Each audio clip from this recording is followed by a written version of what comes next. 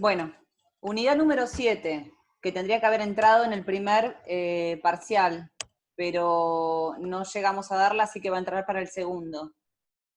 El hecho como fuente de derecho. ¿Qué pasa cuando los hechos de la vida cotidiana generan derechos u obligaciones? ¿Sí?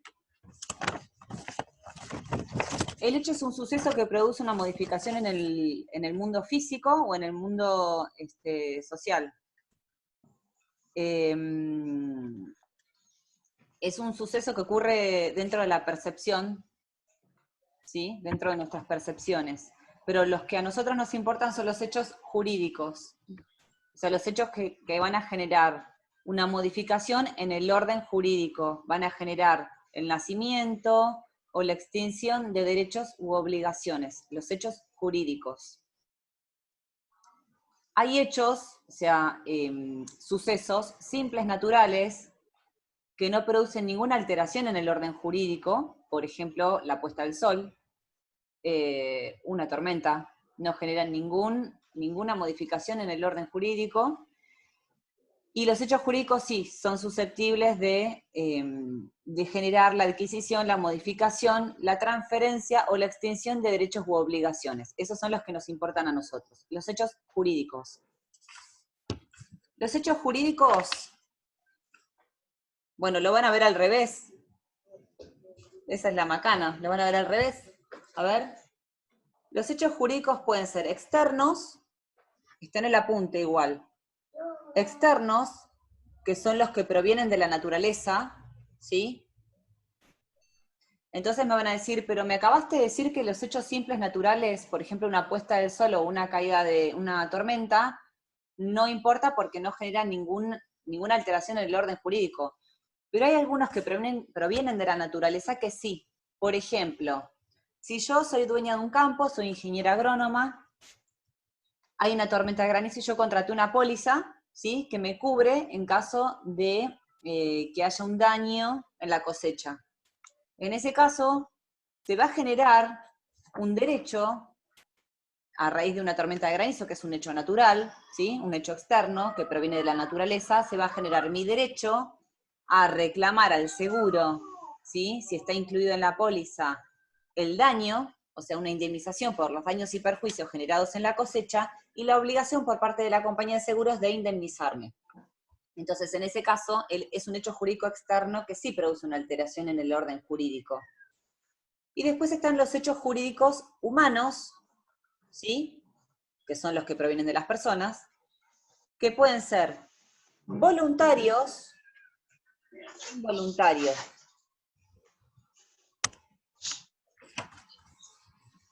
Los hechos jurídicos voluntarios son los que son efectuados con discernimiento, intención y libertad. El discernimiento es la capacidad de comprensión. ¿Se ve bien? Bueno. Buenas. Hola, buenas tardes a los que se van agregando. Francisco, silencio, por favor. Es que no puedo poner ningún juego.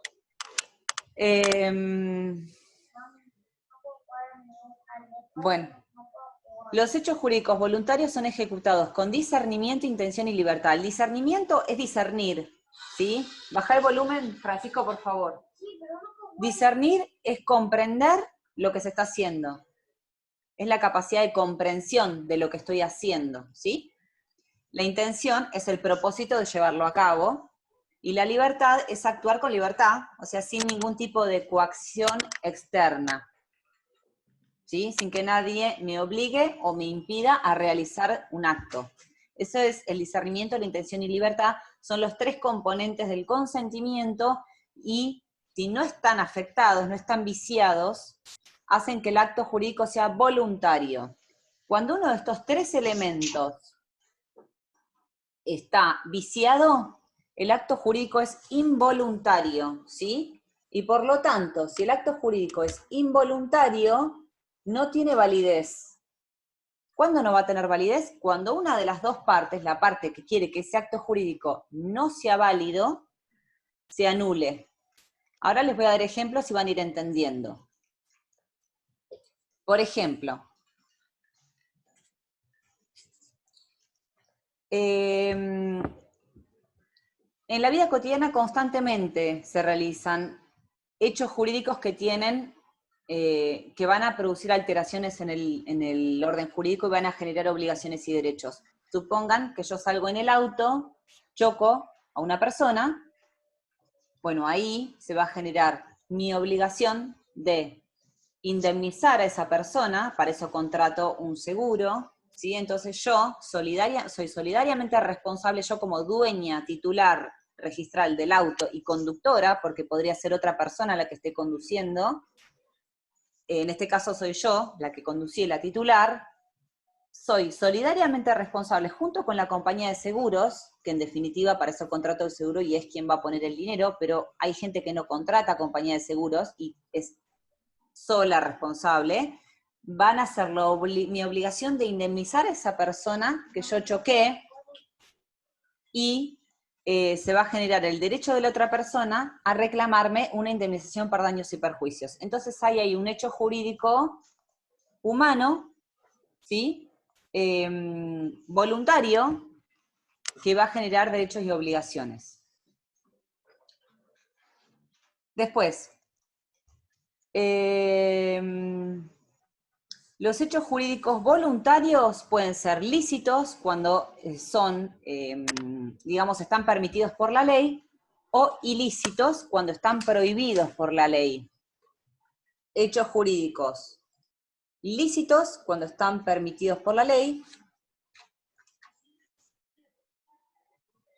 e ilícitos cuando están prohibidos por la ley, ¿sí?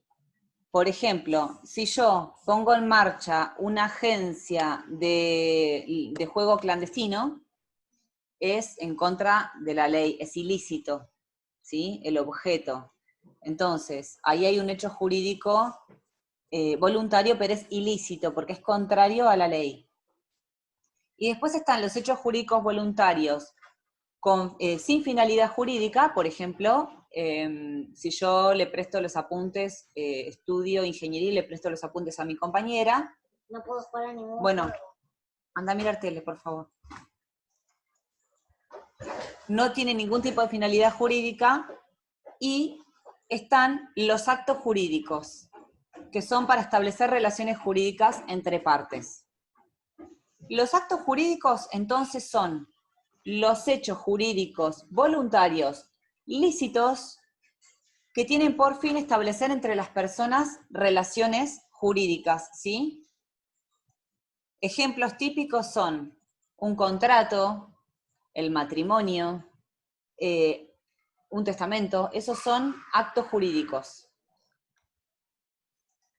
Hasta acá todavía no les expliqué cuándo están viciados los tres elementos del consentimiento, o sea, en el caso de que un acto jurídico sea involuntario y no sea voluntario porque o el discernimiento o la intención o la libertad están viciados. No se los expliqué hasta ahora se los voy a explicar. ¿Hasta acá algo para preguntar?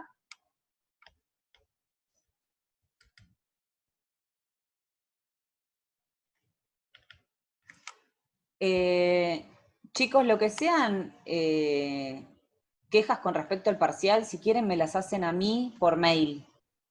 Federico Carzón me preguntó cosas que no estaban en el apunte, Suero, me las haces a mí por mail y yo te trato de contestar, hablo con él y lo hablo para la próxima. O no sé si tenés que... En este momento están rindiendo recuperatorio algunos compañeros.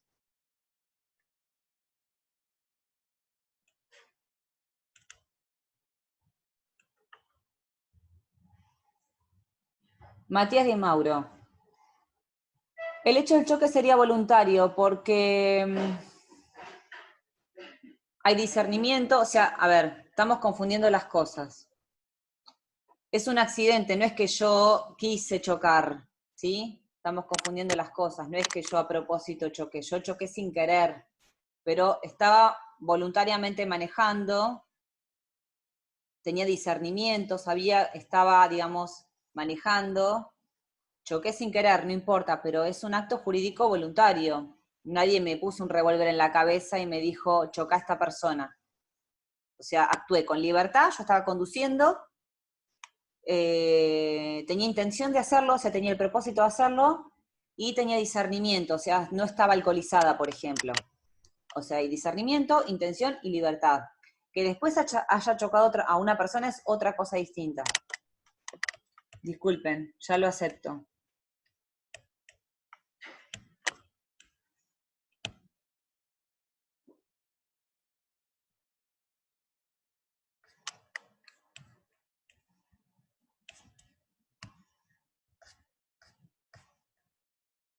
Sí, a los dos Agustines los acabo de aceptar recién, disculpen, bienvenidos. Estoy grabando la clase, así que después la voy a subir. Cuando lean el apunte, yo les voy dando ejemplos para que vayan entendiendo. Esto no es 2 más 2 como ingeniería. Hay muchos grises en derecho. Por eso es que ustedes tienen muchas confusiones, pero en realidad es muy simple de entender. A ver, lo que importan son los hechos jurídicos, o sea, los que producen alteraciones en el orden jurídico, modificaciones, generan nacimientos, son los sucesos que generan nacimientos de obligaciones y derechos. Pueden ser, los que importan son los que provienen no tanto de la naturaleza en este caso, sino de las personas. Pueden ser voluntarios o involuntarios. Voluntarios cuando son ejecutados con discernimiento, o sea, comprensión de lo que se hace, intención, propósito de hacerlo, y libertad, o sea, cuando se hace libremente. Involuntarios cuando alguno de estos 3 elementos está viciado, o sea, es involuntario. Y después, el hecho jurídico puede ser o ilícito, o sea, contrario a la ley, o lícito, ¿sí? Conforme a la ley. Y puede no tener ninguna finalidad jurídica, por ejemplo, el préstamo de unos apuntes, o puede tener finalidad jurídica, que en ese caso es un acto jurídico, por ejemplo, la realización de un contrato, la celebración de un matrimonio. El matrimonio es un contrato, en definitiva. Yo cuando contraigo unión con una persona, unión matrimonial con una persona, eh, se generan un montón de derechos y obligaciones, ¿sí?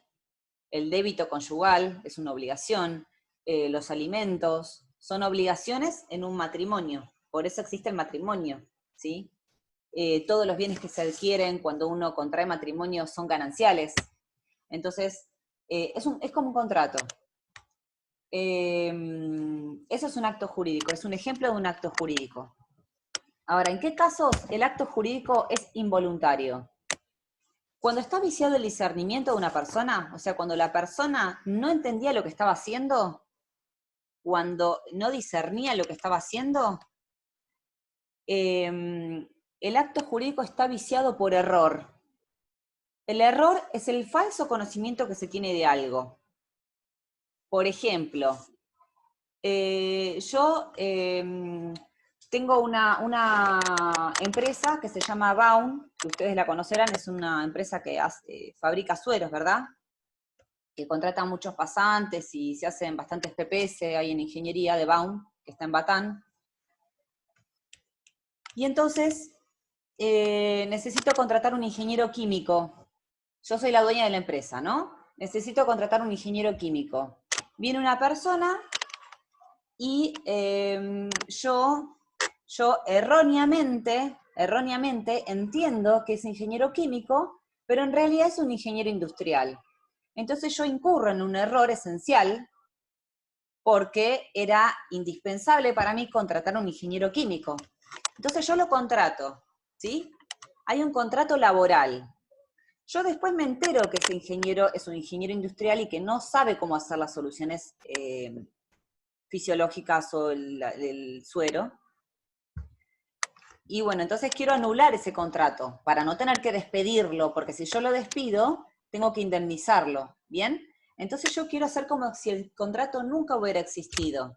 Entonces, ¿qué hago? Me presento ante un juez, hago una demanda de nulidad del contrato y digo que yo incurrí en un error, con lo cual mi voluntad estuvo viciada, mi discernimiento estuvo viciado por el error, y pido que ese contrato se anule. Entonces ahí tienen un ejemplo de cuando el error esencial es una causal de nulidad del acto jurídico porque está viciado el discernimiento.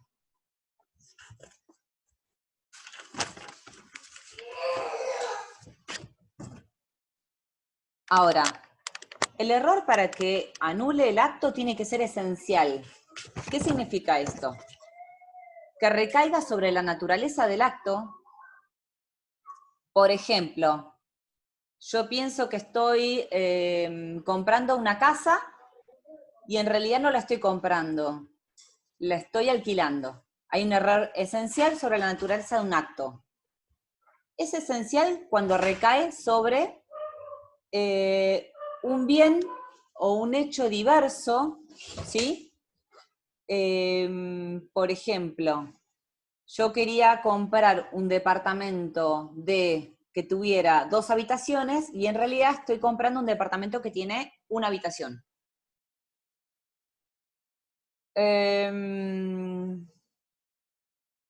O acá dice en el apunte, creo que estoy comprando una moto y en realidad estoy comprando un auto. Por ahí es muy una bicicleta, es muy burdo este ejemplo. O creo que estoy comprando una Zanela y en realidad estoy comprando una Vespa, ¿sí? Cuando recae sobre la cualidad esencial del bien que fue determinante de la voluntad. Por ejemplo, yo tengo 2 hijos, entonces quiero comprar un departamento que tenga 3 habitaciones. Una para mí y una para cada uno de mis hijos. Bueno, resulta que en realidad estoy comprando un departamento, ahí sí se aplica, un departamento que tiene solamente 2 habitaciones, no 3. Entonces, ese error recae sobre la cualidad esencial del bien que fue determinante de mi voluntad. Entonces yo puedo pedir que ese contrato de compra-venta se anule, ¿sí? Porque yo incurrí en un error. Sigue diciendo el apunte, cuando el error recae sobre los motivos personales determinantes de la voluntad, ¿sí? Por ejemplo, el ejemplo que les dije hace un rato, quiero contratar un ingeniero químico y en realidad estoy contratando un ingeniero industrial. O sea, son los motivos personales que eran importantes y que fueron determinantes de mi voluntad. O, quinto ejemplo, cuando el error recae sobre la persona con la cual se celebró, si eso fue determinante. ¿Sí? Mismo ejemplo. Quiero contratar a un ingeniero químico y contrato a un ingeniero industrial. O, por ejemplo, más específico, quiero contratar a un pintor de cuadros X, porque me gustan sus pinturas, y resulta que es otro pintor, ¿sí? O sea, quiero contratar a tal persona, qué sé yo, hago una fiesta de casamiento y quiero contratar a tal banda, y en realidad estoy errando y estoy contratando a otra. Bueno, son todos similares los ejemplos, ¿sí? Son 5 ejemplos de error esencial. En realidad no están en el apunte al azar, surgen todos del Código Civil, es un artículo del Código Civil. Ahora, cuando el error no es esencial, no anula el acto. Y cuando el error es de cálculo, tampoco anula el acto, porque se puede rectificar. Supónganse en un contrato de obra, cuando se hace la sumatoria de todo lo que va a sumar valga la redundancia, en el contrato de obra, y hay un error en el cálculo, ese contrato de obra se puede rectificar el número, ¿sí? Entonces, no anula, el error de cálculo no anula, no es causal de nulidad de la voluntad y por ende del contrato. ¿Algo para preguntar, chicos? ¿Me siguen escuchando?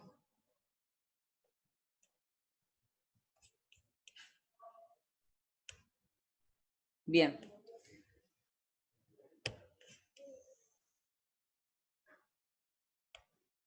Bueno, sigo.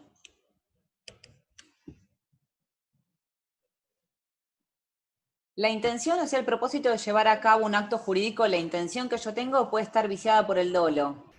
¿Qué es el dolo? Habrán escuchado hablar muchas veces del dolo, ¿sí? El homicidio doloso. Bueno, se aplica mucho en materia penal el dolo. El dolo es la intención maliciosa de hacer tal o cual cosa, ¿sí? Es cuando alguien engaña a otro para que realice tal o cual acto, mediante engaños, astucia, maquinaciones, ¿sí? O cuando alguien hace a propósito algo. por ejemplo, el homicidio doloso, si yo, en el caso del accidente de tránsito, dolosamente y con la intención de, voy y choco a una persona con la intención de matarla o de lesionarla. Ahí hay dolo en materia penal. En materia civil también. Son las maquinaciones, engaños, los artificios, la astucia de engañar a una persona. Para el ejemplo que yo les había puesto, si yo soy la dueña de la empresa Baum, viene el ingeniero industrial y dolosamente me engaña y me hace creer que es un ingeniero químico y yo lo contrato. En ese caso, él está utilizando artificios, astucias, maquinaciones, engaños, para hacerme incurrir a mí en un error, ¿sí? Entonces hay un dolo y hay un error de parte mía, pero digamos que hay un dolo de la otra parte. Entonces yo puedo invocar que existe un dolo para pedir la nulidad de ese contrato laboral. Sí, Emiliano, si hay dolo, el acto es involuntario. O sea, el dolo vicia la intención. ¿Estamos? Yo les muestro esto y ustedes lo ven al revés. ¿Lo ven al revés? ¿O lo ven bien? Ah, bueno. Ahí más o menos tienen un... Ahí les puse hechos jurídicos externos, humanos, voluntarios, efectuados con discernimiento, intención y libertad, o involuntarios, cuando alguno de estos tres elementos falla, el discernimiento, la intención o la libertad. ¿Qué pasa cuando la libertad está viciada? La libertad puede estar viciada por la violencia. La violencia es la coacción externa, ¿sí? Cuando alguien me obliga o me impide de realizar determinado acto jurídico. Por ejemplo, que alguien me obligue a casarme con él. ¿Sí? Viene una persona, me obliga a casarme con él, me extorsiona,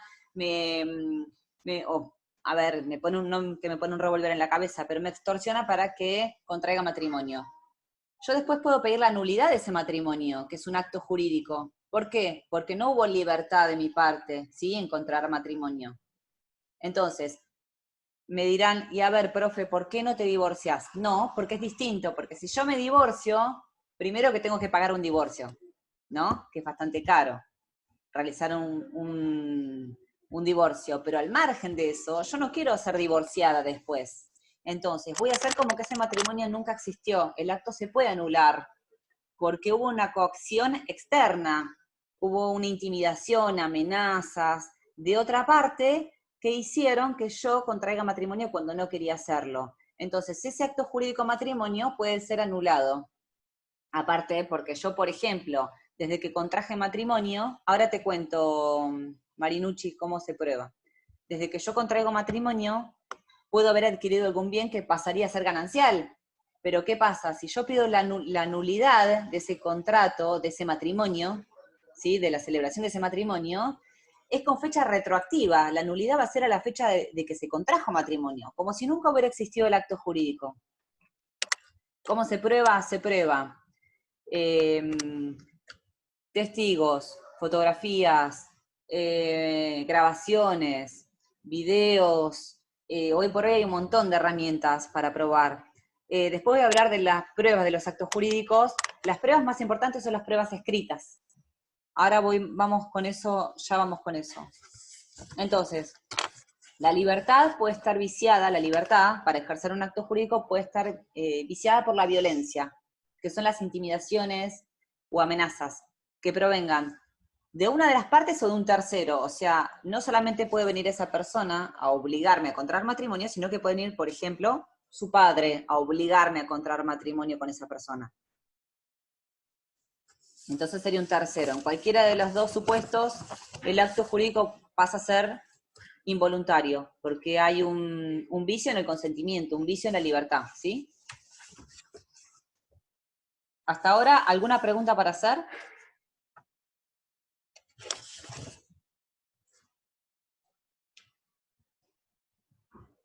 Acto jurídico involuntario, discernimiento puede estar viciado por el error, que tiene que ser esencial. La intención por el dolo. Y la libertad por la violencia, ¿sí?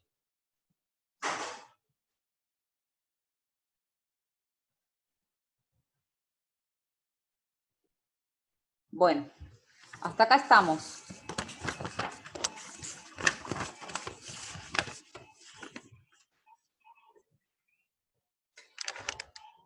Esto es más o menos todo. Hasta acá quiero saber si alguien tiene para hacerme alguna pregunta.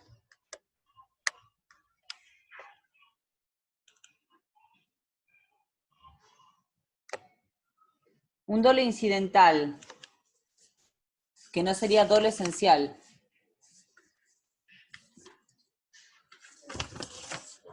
Tengo que pensar en algún ejemplo, chicos. Claro.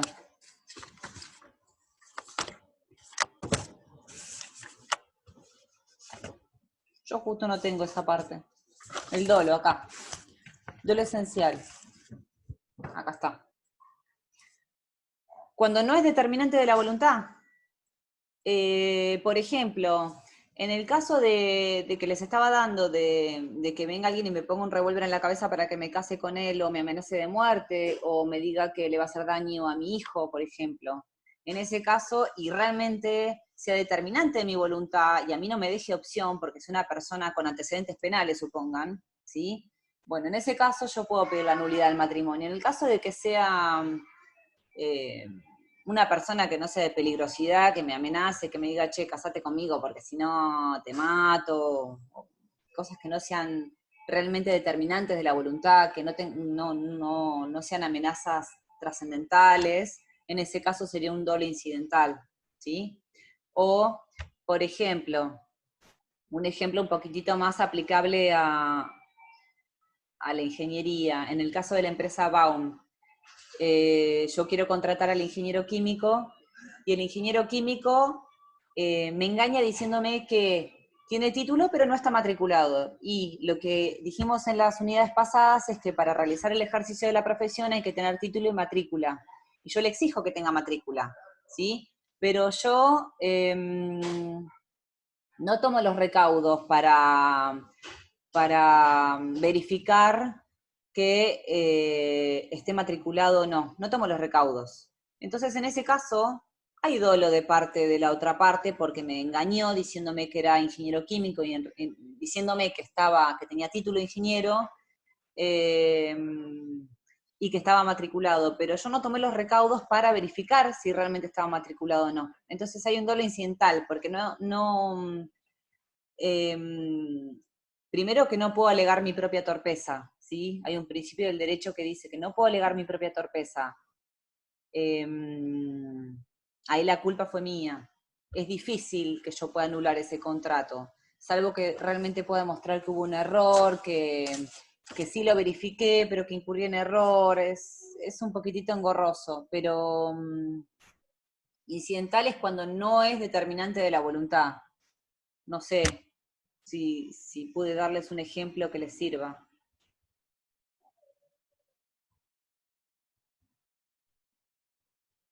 Hay muchos grises en derecho, aparte, porque cuando uno pide la nulidad de un acto jurídico, inicia una demanda acompañando un montón de pruebas, diciendo cuál es la pretensión de uno, ¿sí? Que quieren anular tal acto jurídico, acompaña, ese es el objeto, acompaña un montón de pruebas que pueden ser pruebas escritas, testimoniales, grabaciones, fotografías, eh, confesión, pueden ser un montón de pruebas, pero la otra parte me va a contestar y hay que ver qué va a decidir un juez, ¿no? Después el expediente se habrá prueba, el juicio se habrá prueba, se rinden las pruebas de las dos partes y hay que ver qué dice un juez.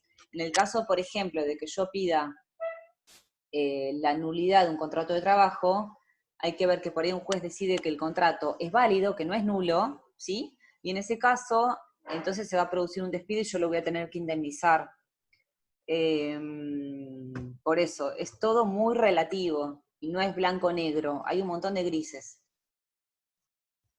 No se hagan tantas preguntas, eh, vayamos un poco más a lo concreto.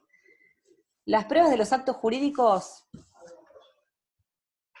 ¿cómo se prueba un acto jurídico? ¿Qué pasa si yo, por ejemplo, estoy alquilando un departamento y viene la dueña y alega que judicialmente, ¿no? Inicia una demanda de desalojo, me quiere desalojar. yo soy inquilina, legítima, tengo un contrato de alquiler legítimo, y ella aduce que yo soy una ocupa ilegítima y me quiere desalojar porque quiere el departamento, de vuelta. ¿Cómo demuestro yo que yo soy inquilina y que estoy pagando el alquiler? Con pruebas escritas, o sea, con el contrato de alquiler y con los recibos de pago. O sea, los medios más importantes frente al desconocimiento de un acto jurídico son las pruebas escritas. Acá dice, la existencia de los actos jurídicos las podemos hacer por diferentes medios. Los más importantes son los medios escritos, ya que se trate de documentos públicos o privados. Cuando se invoca la existencia de un contrato y existe una negativa de la otra parte, es necesario acreditar su existencia, probarlo. ¿Cómo se acredita la existencia de un matrimonio? Y con el acta de matrimonio. ¿Cómo se acredita un montón de situaciones? Por ejemplo, volviendo a la clasificación de los hechos jurídicos. Un hecho jurídico natural, el nacimiento de una persona, ¿sí? ¿Cómo se acredita el nacimiento de una persona? Con el acta de nacimiento. Entonces, las pruebas más relevantes son las pruebas escritas. Y entonces habrán escuchado un montón de veces hablar de lo que son los instrumentos, no los instrumentos musicales, chicos, los instrumentos públicos y los instrumentos privados. Los instrumentos públicos, una escritura pública, por ejemplo. Los instrumentos públicos son los documentos que tienen que ser efectuados con las formalidades que la ley exige, ¿sí? Y que producen efectos especiales que la ley confiere. Son otorgados por funcionarios públicos en ejercicio de sus funciones. Por ejemplo, las escrituras públicas, ¿sí? La venta de una casa se puede hacer con una escritura pública. Las actas judiciales, por ejemplo, hay un juicio donde van a declarar testigos, hay un funcionario, un secretario de un juez que toma un acta de la declaración testimonial, eso es un acta judicial. Las actas policiales, si yo voy a hacer una denuncia por violencia de género, me toman un acta en la comisaría, eso es un acta policial. Las multas también son instrumentos públicos. Todo lo que sea efectuado por funcionarios públicos en ejercicio de sus funciones, policía, autoridades impositivas, registro civil, o sea, el jefe de registro civil que toma, que va a casar a las partes, ¿sí? Y toma los datos de las personas y les hace firmar a los testigos y demás, es un funcionario público. Y esa acta de matrimonio es un instrumento público. Todos son instrumentos públicos los que les acabo de mencionar. ¿Cuáles son los efectos? Los efectos son no solamente entre partes, sino respecto de terceros. Hacen plena fe, o sea, se presume que son verosímiles, se presume que son válidos, hasta que se demuestre lo contrario. Por ejemplo, existe el caso de una escritura trucha, ¿sí? Hay casos de escrituras truchas, pero ¿qué pasa? Yo, por ejemplo, soy la dueña de un lote de terreno y me entero que aparece otra persona que dice que es la dueña, yo tengo que iniciar un juicio se llama redargución de falsedad de instrumento público. Voy a decir que esa escritura no es válida, ¿sí? Es un juicio muy engorroso, muy largo, pero bueno. Lo importante es que ustedes sepan que los instrumentos públicos hacen plena fe respecto entre partes y respecto de terceros, y que son válidos hasta tanto no se demuestre lo contrario. O sea, son válidos intrínsecamente del contenido, ¿sí? No solamente extrínsecamente, no solamente que el papel es válido, sino del contenido, del acto que instrumentan. Y después, por otro lado, están los instrumentos privados. Los instrumentos privados son los otorgados entre particulares. No están atados a ninguna formalidad, la única condición esencial es la firma. Por ejemplo, un contrato. Un contrato que no tiene firma no es válido.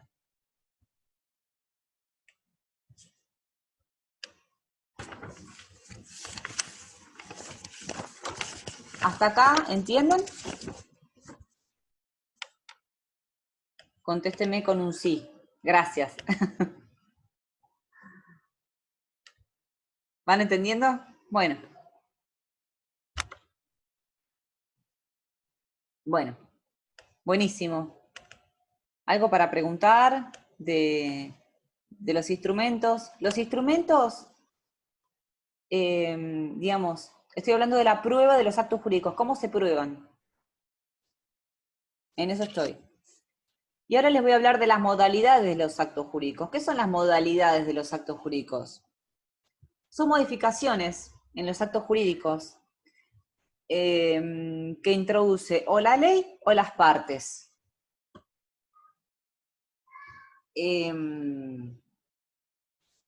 Las modalidades de los actos jurídicos son la condición, el término y el modo. La condición es un evento futuro e incierto, de cuyo cumplimiento, o sea, de cuya realización o cumplimiento, depende el nacimiento o la extinción de un derecho. ¿Qué quiere decir esto?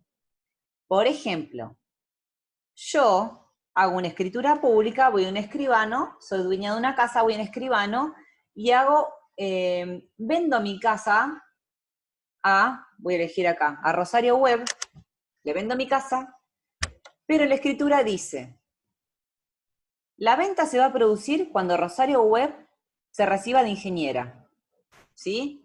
Es un evento futuro e incierto. Vamos a suponer, Rosario, que te vas a recibir de ingeniera, pero es incierto, ¿sí? Entonces ahí tienen un acto jurídico donde se pone una condición. Después está el término, ¿sí? Que es un evento futuro cierto, de cuya llegada depende el ejercicio o la extensión de un derecho. Por ejemplo, ¿qué futuro cierto? Por ejemplo, la muerte, ¿sí? Entonces, Rosario Web, yo te vendo mi casa y la venta se va a producir cuando yo me muera. Ahí tenemos un evento futuro cierto. ¿Qué es el modo? El modo o cargo solo se aplica a los contratos de donación. Es una obligación accesoria, una carga, que es impuesta a una donación. Es una imputación de una conducta a una persona con el fin de hacerla responsable de la misma. Por ejemplo, Rosario Web, que es la compradora de mi casa, perdóname si te pongo como ejemplo, como en el caso de Rosario Web se muere antes que vos, ¿qué pasaría? No se cumple. En ese caso no se cae en abstracto el acto jurídico, porque como dice acá, es un evento futuro cierto de cuya llegada depende el ejercicio o la extinción de un derecho. Si ella se muere antes, que no va a pasar porque es más joven, en ese caso no se produce la venta. ¿Respondí, Leandro Vidal, a tu pregunta? Sí, Rosario Web, te vas a recibir. Sos de industrial, ¿verdad?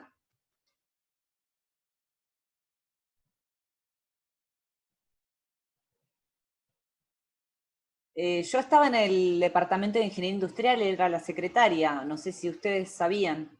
Ahora no estoy más en el departamento de ingeniería industrial, ahora estoy en docencia. Bueno, y les seguía diciendo que, por último, otra de las modalidades de los actos jurídicos es el modo o cargo, que se aplica a las donaciones.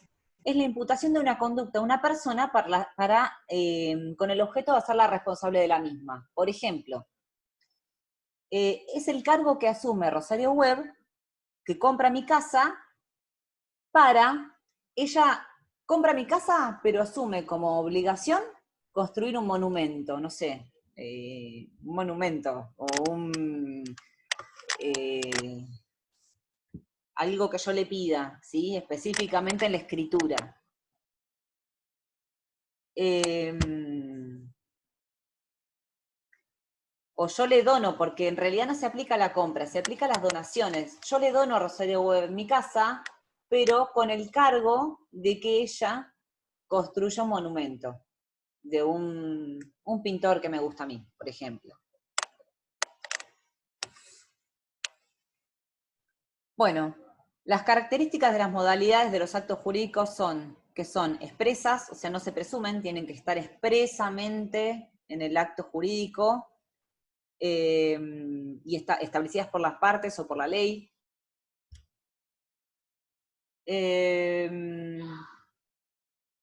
Son excepcionales. La regla general es que los actos jurídicos sean realizados para surtir efectos per se, ¿sí? Los actos jurídicos, lo normal es que sean puros y simples, que no tengan ninguna modalidad, que produzcan sus efectos de forma inmediata, ¿sí? Si hay una compraventa, que produzca sus efectos en forma inmediata. Pero por eso se dice que son excepcionales. Y son accidentales, que es un poco lo mismo, es un poco decir lo mismo, decir que son accidentales o que son excepcionales es un poco lo mismo. Son excepcionales porque no están en la esencia de un acto jurídico, son accidentales.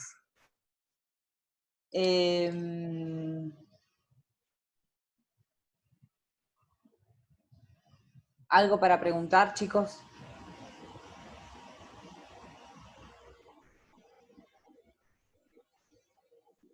Acá dice accidentales en el apunte, porque un acto jurídico esté con o sin modalidades surte efectos. Yo no estoy de acuerdo con eso. Yo no estoy de acuerdo porque en el caso, por ejemplo, de la pregunta que me hicieron hace un rato, Leandro Vidal, en ese caso para mí no surte efectos el acto jurídico. Entonces, para mí eso en el apunte no, yo no lo diría de esa manera. Yo diría que no están en la esencia del acto jurídico, son accidentales.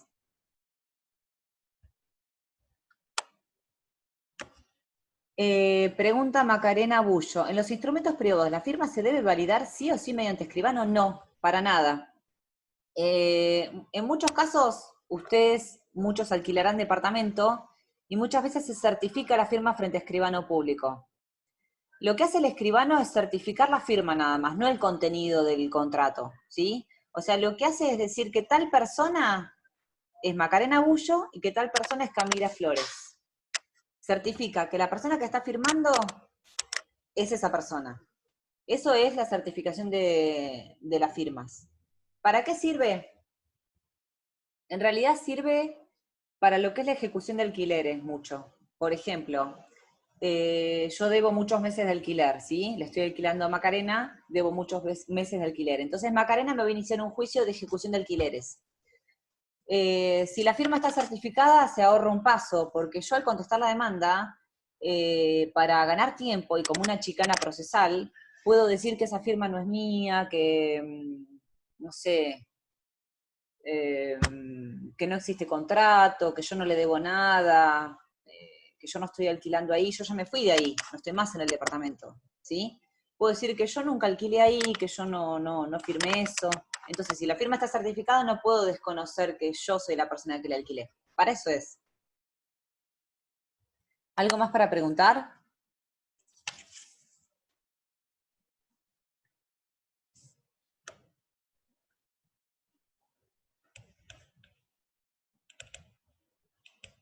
Hablen hoy o callen para siempre. ¿Algo que se les ocurra para preguntar? Eh,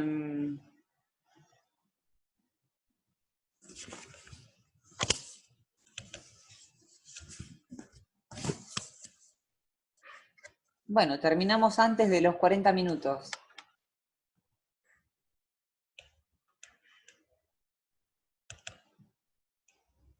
Vuelvo a preguntar, chicos, ¿algo para preguntar? Vuelvo a preguntar, algo para preguntar. Muy redundante. No, con respecto al contenido, pero va a haber una actividad a entregar en esta unidad, sí. Yo mañana les voy a mandar un trabajo práctico muy sencillo y les voy a poner, ¿a ustedes les molesta hacerlo? Voy a tratar de mandarlo hoy. ¿Cuánto tiempo necesitan para hacer un trabajo práctico sencillo? Porque por ahí vienen las quejas y en realidad nosotros lo que hacemos cuando hacemos la clase presencial es en el momento se los hacemos hacer. Pero ¿cuánto necesitan ustedes para entregármelo?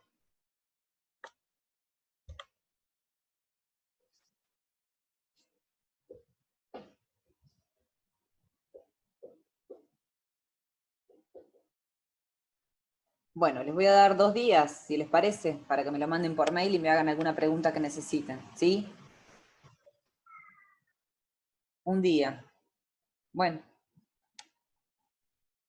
tal vez no estamos conectados al momento que envías el mail y nos perjudica, por eso sería mejor de una clase para la otra de última. Bueno, entonces,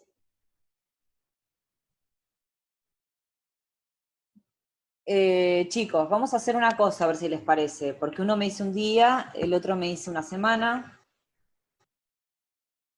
con que no hacen horario de clases. ¿Les parece que les doy hasta el martes que viene?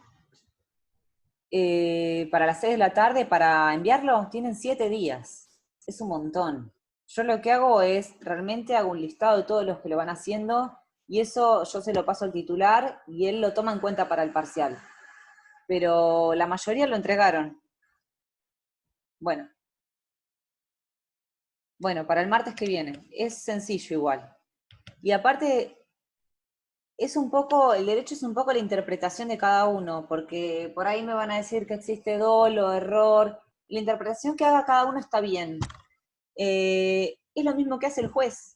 Cuando el juez le llevan algo para decidir, él hace una interpretación basándose en la sana crítica, ¿sí? Se llama así.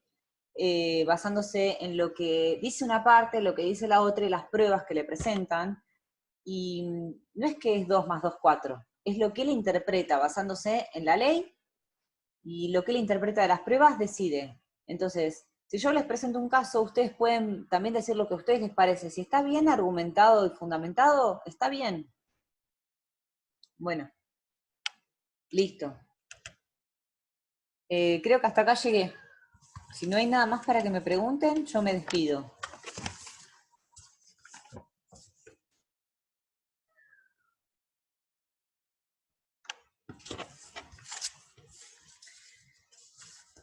Macarena, porque acá dice que una de las características es que las modalidades son accidentales. Y dice, porque un acto jurídico esté con o sin modalidades surte efectos. A ver, puede ser un acto jurídico que esté viciado, ¿sí? Por error, dolo, violencia. Entonces no surte efectos porque yo pido la nulidad, entonces no surte efectos. Puede ser un acto jurídico que tenga una modalidad como por ejemplo el término, que dice que el término es un evento futuro, una condición, perdón, que la condición es un evento futuro incierto de cuya realización depende el nacimiento de un acto jurídico. Entonces, si no se produce esa condición, el acto jurídico no va a surtir efectos. Entonces, para mí eso está mal. Disculpen, para mí, yo este apunte no lo hice, pero para mí eso está mal. Para mí, que diga, porque un acto jurídico esté con o sin modalidad surte efectos, no siempre el acto jurídico surte efectos. Para mí que sea accidental significa simplemente que es excepcional, que no está en la naturaleza, en la esencia, en la naturaleza de un acto jurídico. O sea, la regla es que el acto jurídico no tenga modalidades, que el acto jurídico sea puro y simple, y para cumplir efectos enseguida.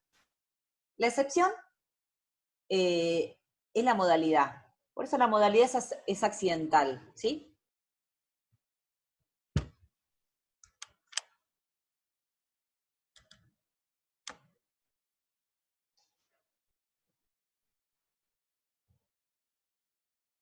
¿Estamos?